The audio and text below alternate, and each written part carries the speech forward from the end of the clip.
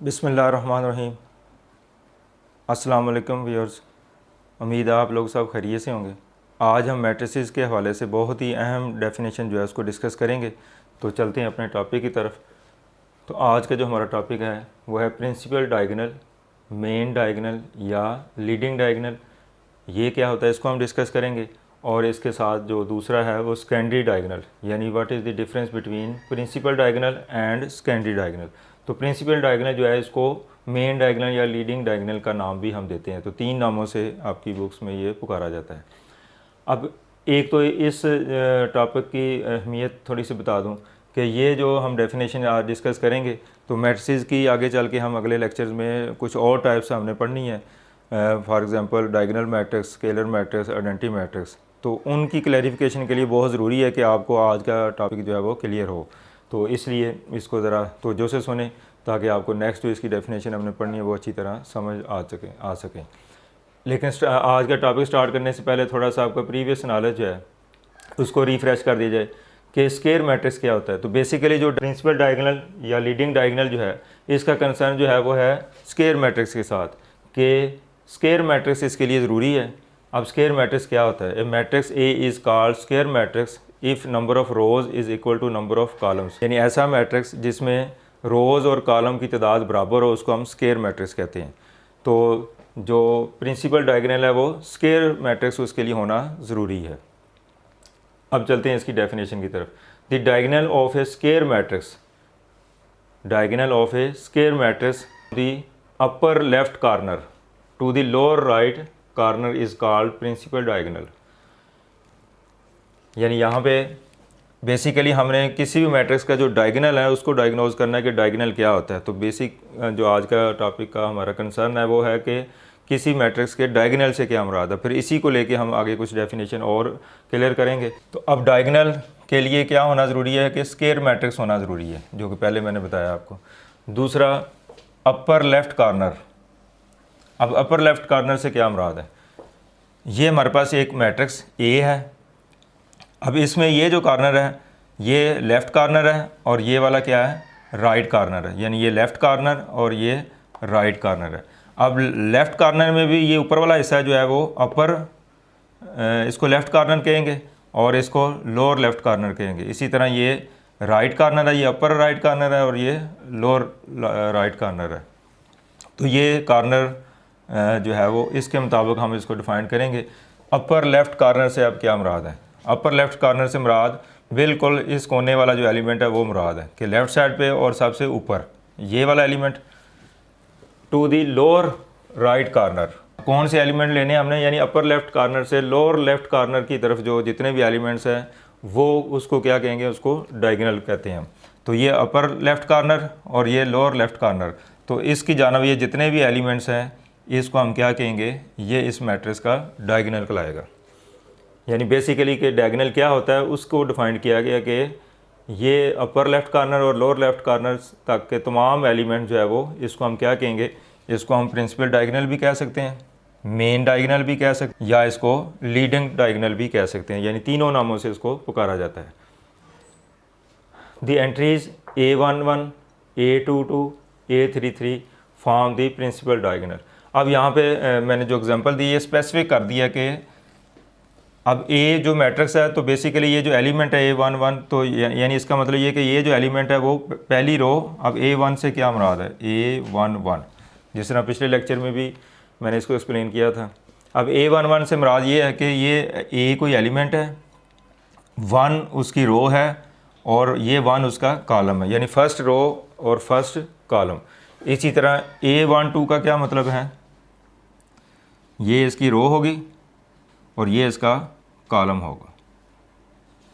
तो बेसिकली जो ये नोटेशन है ये हमें शो करती है कि उसकी लोकेशन शो करती है कि ये एंट्री जो है वो कहाँ पे होगी इसमें। इसी तरह A33 का क्या मतलब है कि 3 थर्ड रो है ये और थर्ड ही कॉलम है।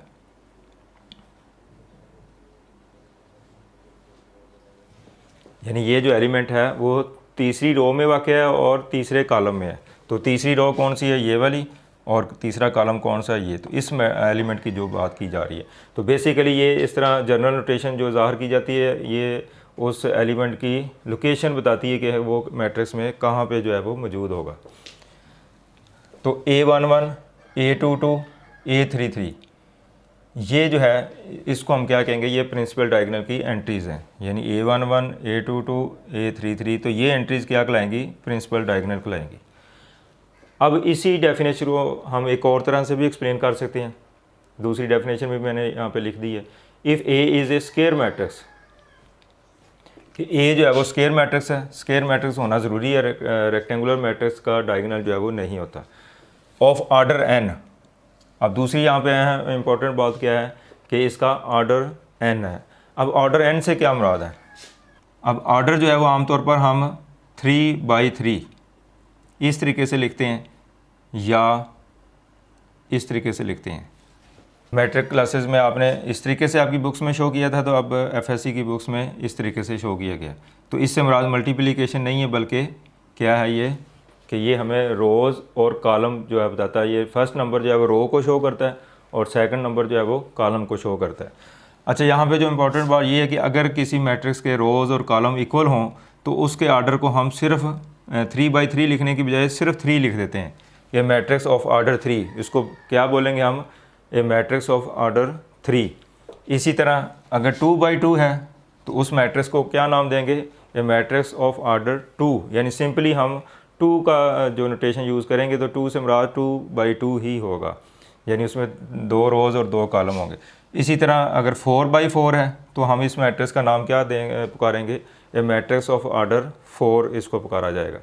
अब यहाँ पे जो मैंने लिखा है ऑर्डर n, इसका मतलब क्या है, इसका मतलब है n/n, कि नंबर ऑफ़ रोज़ वो भी n है और नंबर ऑफ़ कॉलम वो भी n है, फिर ही वो स्क्वायर मैट्रिक्स होगा। तो इसका मतलब जो है वो ये है जो मैंने एक्सप्लेन कर दिया।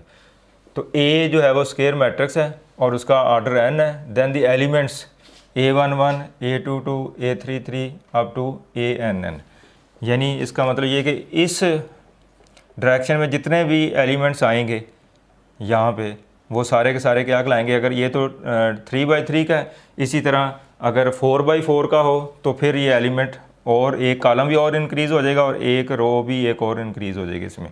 तो इस तरीके से ये इस डायरेक्शन में जितने भी एलिमेंट है जो अपर लेफ़्ट कॉर्नर से लोअर लेफ़्ट कॉर्नर की तरफ होंगे वो सारे के सारे डायगोनल होंगे, चाहे उसका ऑर्डर कोई भी हो। 2/2 भी हो सकता है, 3/3 भी हो सकता है, 4/4 भी हो सकता है। तो इसलिए मैंने ये शो कर दिया कि जहाँ तक भी उसमें n की तादाद आपको दी गई है तो ये एंट्रीज़ क्या कहलाएंगी, ये उसका डायगोनल की एंट्रीज़ जो है वो कहलाएंगी। तो ये इसकी दूसरी डेफिनेशन थी जो कि मैंने यहाँ पे आपको एग्जांपल से भी इसको एक्सप्लेन कर दी है। तो अब हम चलते हैं इसकी दूसरी जो टाइप है, सेकेंडरी डायगोनल। अब सेकेंडरी डायगोनल जो है वो क्या होता है, the diagonal of square matrix. अब यहाँ पे भी वो स्क्वायर मैट्रिक्स की बात की गई है कि स्क्वायर मैट्रिक्स होना ज़रूरी है। From lower left corner, lower left corner. अब यहाँ पे एग्जांपल भी साथ हम डिस्कस करते जाते हैं। अब ये लेफ़्ट कॉर्नर है और ये राइट कॉर्नर है। अब लेफ़्ट में भी ये अपर कॉर्नर कहलाएगा और ये लोअर कॉर्नर कहलाएगा। इसी तरह राइट में ये अपर कॉर्नर और ये लोअर कॉर्नर जो है वो कहलाएगा। तो अब कौन सी एंट्रीज इसमें लेनी है, lower left corner. Lower left corner कौन सा, ये वाला। तो to the upper right corner, यानी लोअर लेफ़्ट कॉर्नर की एंट्री से लेकर ये अपर राइट कॉर्नर तक जितनी भी एंट्रीज़ है ये क्या कहलाएंगी, ये इसका डायगोनल, ये डायगोनल होगा और ये इसकी डायगोनल एंट्रीज कहलाएंगी। यानी लेफ़्ट लोअर कॉर्नर और ये क्या, राइट अपर कॉलम। तो इस तरफ जितनी भी एंट्रीज़ है वो इसका डायगोनल कहलाएंगी।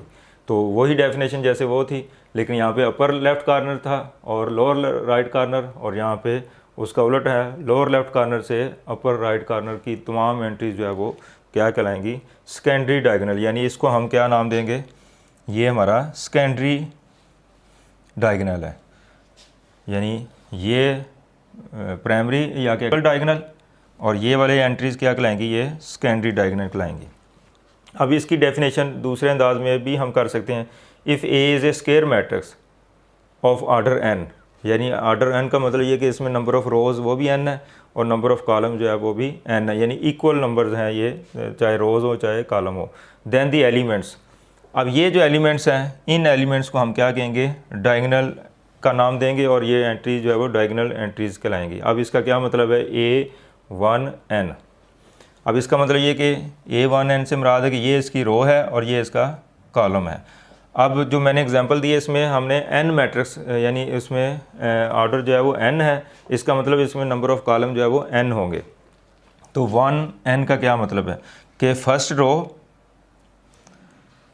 रो और n कॉलम। अब फर्स्ट रो है और n कॉलम से मुराद लास्ट कॉलम, चाहे वो, अब चूँकि इसमें एग्जांपल में मैंने 3x3 का मैट्रिक्स लिया है, तो इसका मतलब इसमें जो लास्ट कॉलम है उसका नंबर क्या है, 3 है। तो इसलिए इसको हम A13 भी लिख सकते हैं, यानी इस चीज़ को हम A13 भी कह सकते हैं कि फ़र्स्ट रो और थर्ड कॉलम। अब फर्स्ट रो और थर्ड कॉलम, तो ये जो एंट्रीज़ है ये क्या कहलाएगी, ये डायगोनल एंट्रीज़ कहलाएंगी।